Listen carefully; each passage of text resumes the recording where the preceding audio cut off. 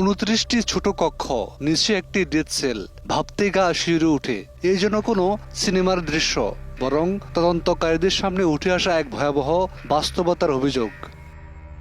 আন্তর্জাতিক অপরাধ ট্রাইব্যুনালের চিফ প্রসিকিউটর মোহাম্মদ আমিনুল ইসলাম দাবি করেছেন, উত্তরার র্যাব 1 সদর দপ্তরের টিএফআই সেল পরিদর্শনে গিয়ে তারা এমন একটি স্থাপনার সন্ধান পেয়েছেন যেখানে 29টি কক্ষের নিচে একটি ডেথ সেল রয়েছে। তার অভিযোগ, এই আয়নাঘরের অনেক গুরুত্বপূর্ণ আলামত নষ্ট করা হয়েছে। নতুন দেয়াল তুলে মূল কাঠামোর অংশ আড়াল করারও চেষ্টা হয়েছে বলে তিনি জানান। নগদ নিয়ে এলো হার না মানা হার অফার। সর্বনিম্ন 10,000 টাকা রেমিটেন্স নগদে পাঠালে থাকছে স্বর্ণের হার জেতার সুযোগ।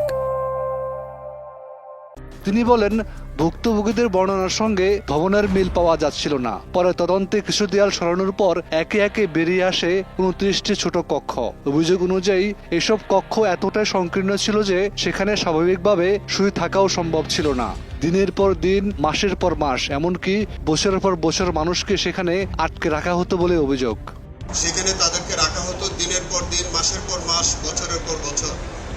এবং এই আয়নাঘরের নিচে যে জায়গাটি আপনারা দেখেছেন, সেখানে হচ্ছে যে এইটি অত্যন্ত সরু এবং ছোট একটি জায়গা।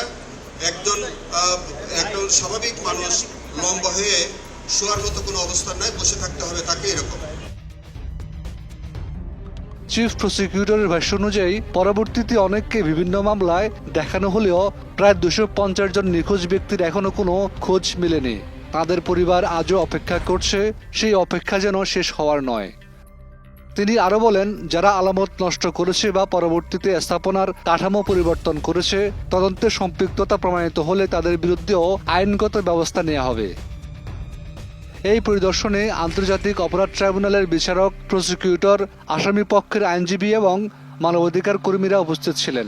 ঘটনাস্থলের বাস্তব অবস্থা পর্যবেক্ষণ করে বিচারিক কার্যক্রমের জন্য তথ্য সংগ্রহ করা হয়।